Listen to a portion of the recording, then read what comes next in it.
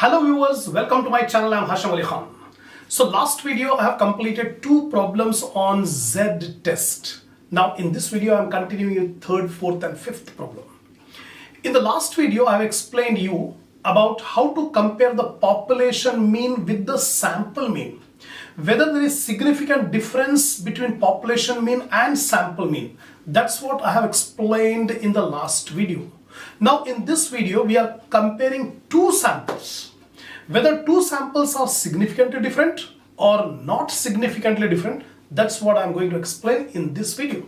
So if you want the complete knowledge, keep a rhythm of watching one video with another video. Don't come and join in between and don't skip in between. You will not get the perfect knowledge of this sampling. The techniques, the procedure remains same. The formula will change. The method will change. How you should give the decision, that I am going to explain. So watch the first theory video, then first video on problems on Z test, then you continue. So before watching the problems, I expect my viewers to have a printout of the problems which are given in the link under my description. So always keep it ready. Now take a screenshot of the solutions of third, fourth and fifth problem, then I'll explain.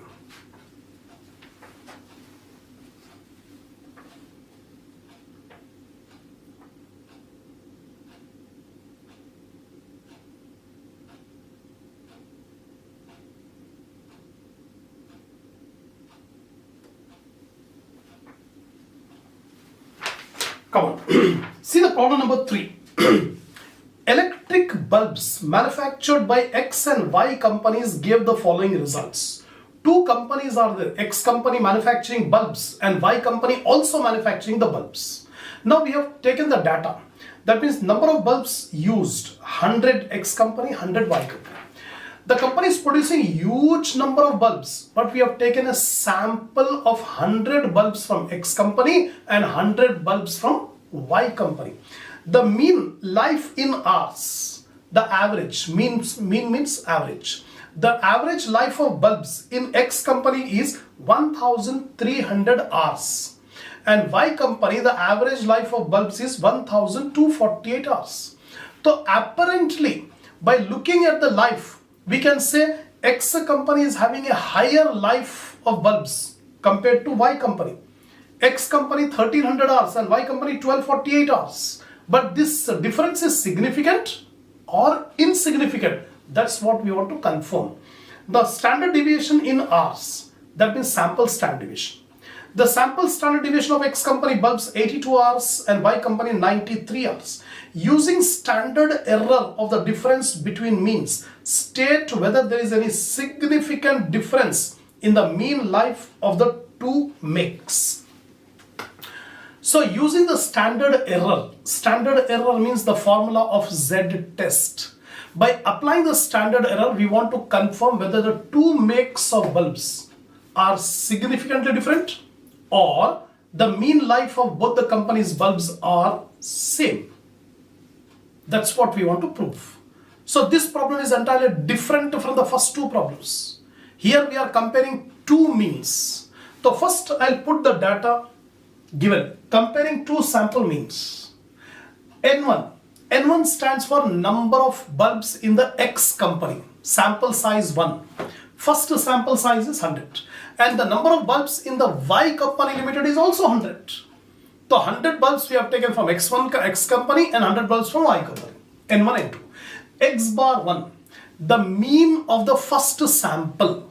The mean of the first sample is 1300 hours. And the mean of the second sample is 1248 hours. The standard deviation of the first sample, X company, is 82 hours. Standard deviation of second sample is 93 hours. This is the complete information given. Now step by step, 5 steps are there. The first step, laying down of hypothesis, null hypothesis, alternative one. Second one, level of significance. If it is not given in the problem, we assume it as 5%. Third step, test statistic. We apply the formula of Z to find out the computed value of Z. Fourth step, critical region. We find out the table value of Z.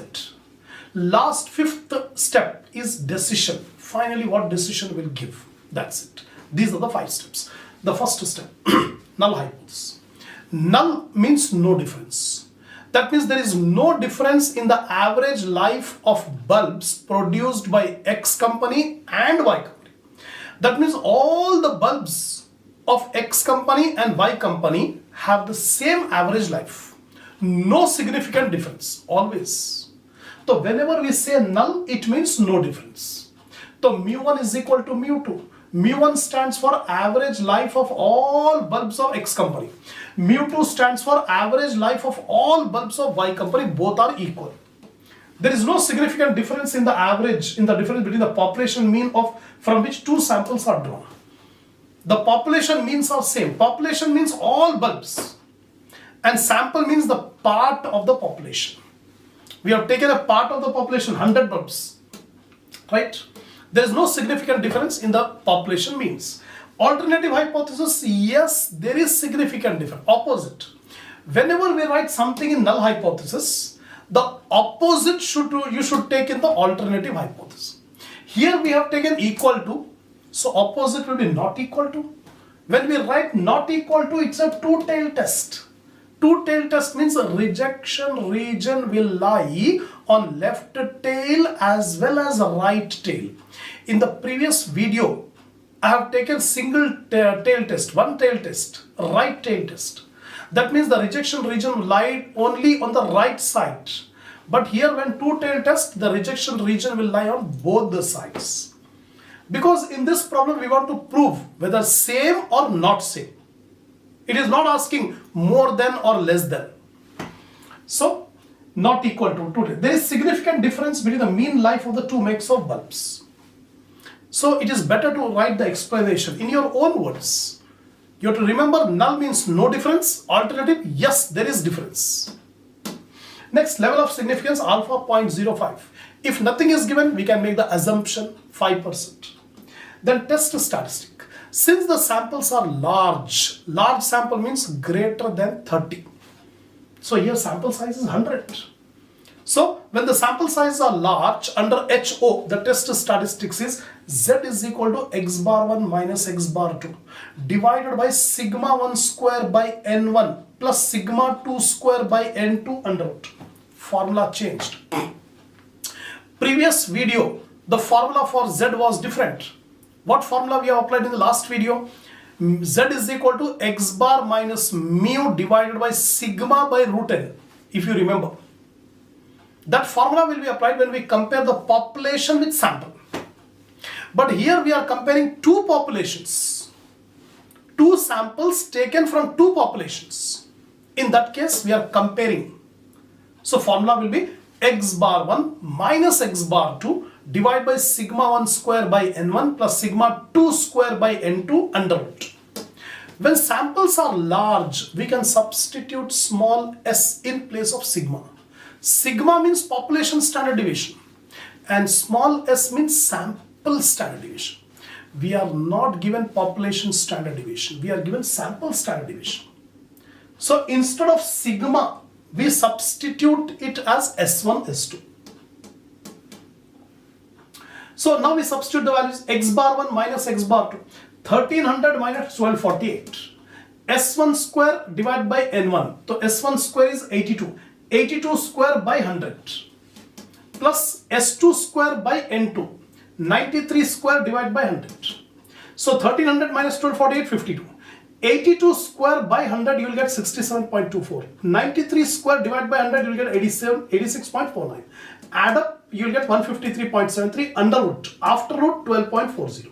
So Z value 4.19. Computed value of Z we got 4.19. Now we need the table value, critical value, critical region. The table value of Z at 5% level for two-tailed test is plus or minus 1.96. Why I am writing plus or minus? Because it's a two-tail. Two-tail means left tail minus right tail plus. That's why we are getting two critical region, left and right, plus or minus. How we got 1.96? I'll show it in the table. In the previous video, it was one-tail test. When we have taken one-tail test, the value we got 1.65, if you remember. 1.65 for 5% level. Here at 5% level it is 1.96. There we have taken 1.65. Here I am taking 1.96. The reason is there it was one tail test. Here it is two tail test. So how we got 1.96? In this normal curve. Normal curve. The critical region will lie on left side as well as right side. This shaded area is the critical region. What is the total level of significance? 5%. So half of 5 is 2.5. So 2.5% rejection left side and 2.5 rejection right side. This is 2.5 left side and this is 2.5 right side. 2.5 means 2.5 by 100. You will get fraction 0.025. We can call it as 2.5% or we can call it as 0.025, means same. This is percentage and this is fraction. Total area under normal curve is 1, 0.5 area left side, 0.5 area right side. Now from this 0.5, deduct this critical region 0.025. So 0.5 minus 0.025, you'll get 0.475. So this is 0.475. Here also same thing. 0.5 minus 0.025 is 0.475. Now you refer the area table. In this area table, the body of these values are areas. Now in this area, you find out 0.475. So definitely you will get 0.475 in the line 1.9. 1.9 row, you will get 0.475. And column you will get 0.06. 0.06. So if you refer this 0.475, yes, here it is. 0.475, exactly here. So 0.475 is in the row 1.9 and column 0.06. So here 1.96. 1.96. So left side I am taking minus 1.96 and right side I am taking plus 1.96. So any value which is less than minus 1.96 and any value which is greater than plus 1.96 will fall in rejection region. And central region means below plus 1.96 and above minus 1.96 will fall in acceptance region. We got the critical value. Our computed value is positive. So critical value also we consider positive. We will not consider this negative value. We consider the positive value. So positive value is 1.96. The computed value is 4.19. Now tell me 4.19 is greater than 1.96 or less than 1.96? 4.19 is greater. So it falls in rejection region. This 4.919 will fall in rejection region. When it falls in rejection region, the null hypothesis is rejected. This one is rejected. No significant difference is rejected. So what is accepted? Alternative is accepted. What alternative you have done? There is significant difference in the average life of the two types of bulbs, two makes of bulbs. The average life of X company bulb and average life of Y company bulb are significantly different. We accepted the alternative hypothesis because it falls in rejection region. So decision. The computed value of Z 4.19 is greater than the critical value of Z 1.96 plus 1.96. I am not considering this minus because computed value is positive. So it falls in rejection region. Null hypothesis is rejected. We conclude there is significant difference between the average life of the two makes of bulbs. That's it.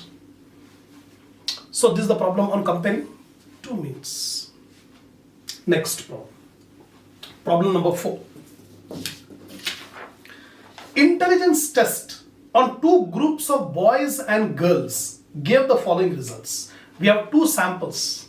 A sample of boys and a sample of girls. We want to test the intelligence average score of boys and girls, whether same or not. So girls, we have taken 150 sample girls. So n is equal to girls. N is equal to number of girls. And here n is equal to n1 is equal to number of girls and n2 is equal to number of boys.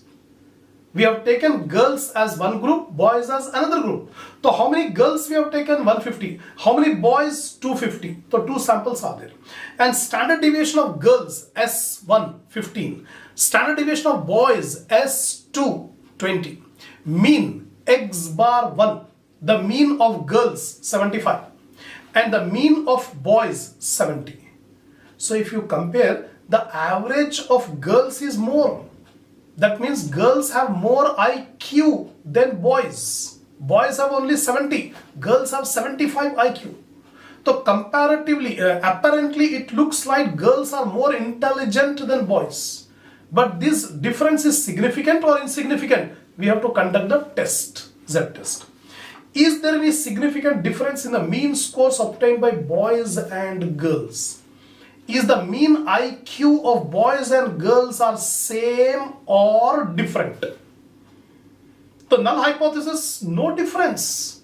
The mean IQ of boys and girls are same. Mu1 is equal to mu2.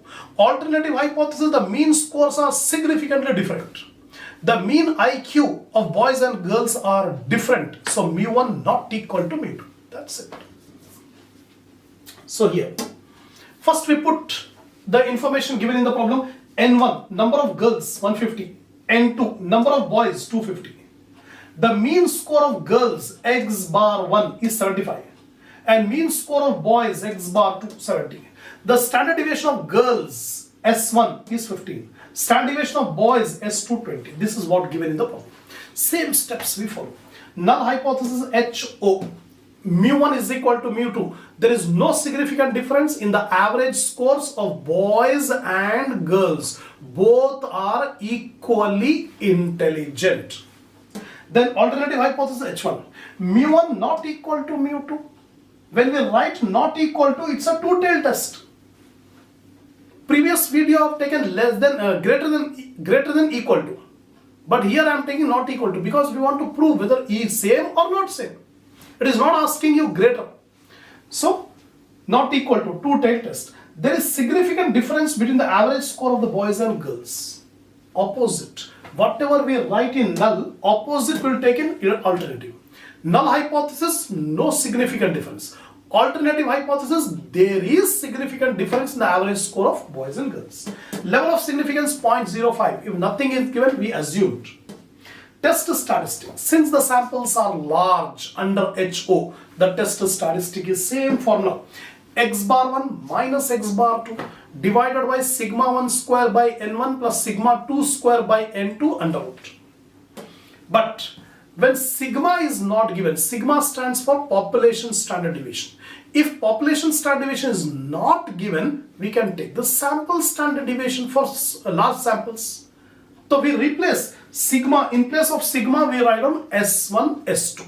The formula will be X bar 1 minus X bar 2 divided by S1 square by N1 plus S2 square by N2.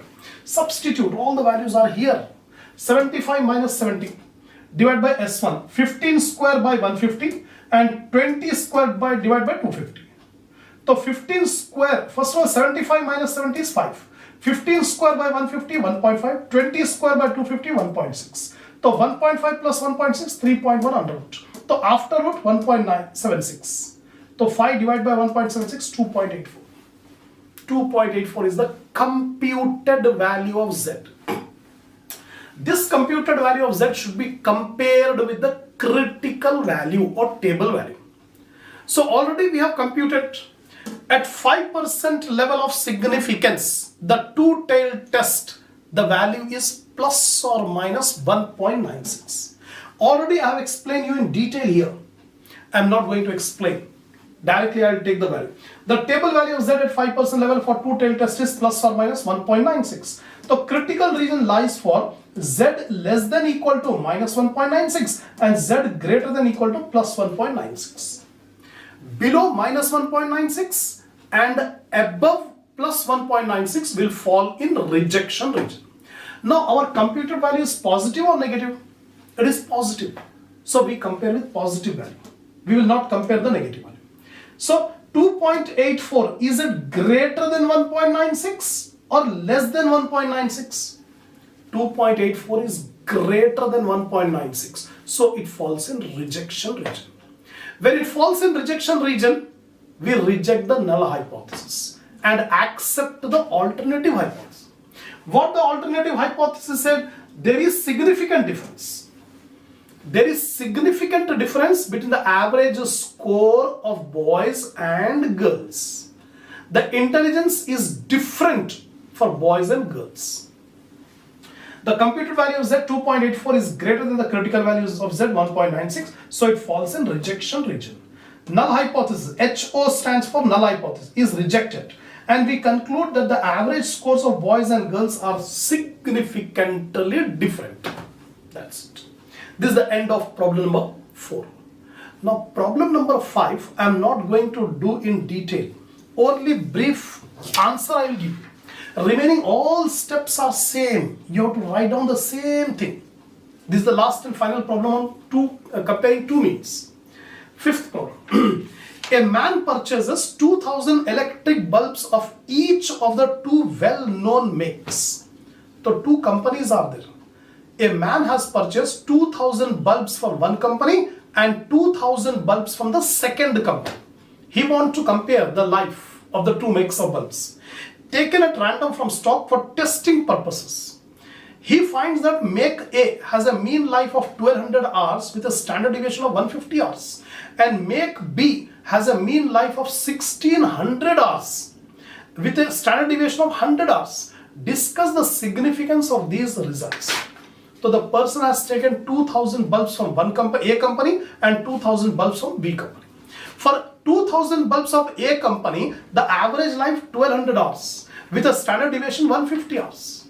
For B company 2000 bulbs, the average life is 1600 hours and the standard deviation is 100 hours. Now it is asking you whether there is significant difference or not. First of all, we put the data. N1 is 2000, N2 is 2000. X bar 1 is 1200, X bar 2 is 1600. S1 is 150, S2 is 100. So whatever is given, I have written. Null hypothesis. Mu1 is equal to mu2, no significant difference in the average life of the two makes of bulbs. Alternative hypothesis H1. Mu1 not equal to mu2, two-tailed test. There is significant difference in the average life of the two makes of bulbs. That's it. Level of significance, nothing is given. Alpha is equal to 0.05 assumed. Test statistic. Z is equal to same formula, we will apply this formula. X bar 1 minus X bar 2. That means 1200 minus 1600 divided by 150 square by 2000 and 100 square by 2000. So you will get the Z value minus 99.25. Minus 99.25 is the computed value of Z. Now critical value of Z plus or minus 1.96. Plus or minus. So below my minus 1.96 and above 1.96 will fall in rejection region. Now computed value of Z is minus 99.25 is much less than the critical value minus 1.96. Critical value is minus 1.96. Computed value is minus 99.25. So minus 99.25 is much lower than minus 1.96. So it falls in rejection region. So null hypothesis is rejected. And we conclude there is significant difference in the average life of the two makes of bulbs. Here in diagram I have shown Z minus 1.96, Z plus 1.96. So area. Here computed value is minus 99.25. So minus 99.25 will fall somewhere here in critical region. So null hypothesis is rejected. So totally 5 problems I have explained on Z test. The next video I am comparing the proportions. So we have different type of problems. First video I have compared the population with sample. Second video I have compared two sample means. Now next video I am going to solve the problem on proportions, two proportions. These are the different type of problems. Formula will be different. Steps same, but formula will change. So inshallah the next problem will continue in the next video.